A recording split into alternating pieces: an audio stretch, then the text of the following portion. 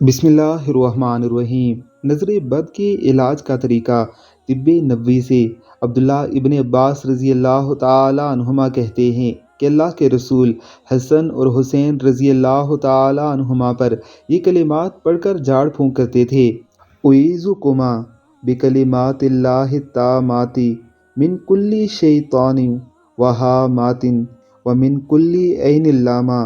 میں تمہارے لیے اللہ کے مکمل اور پورے کلمات کے وسیلے سے ہر شیطان اور ہلاک کرنے والے زہریلے کیڑے اور نظر بد سے پناہ مانگتا ہوں۔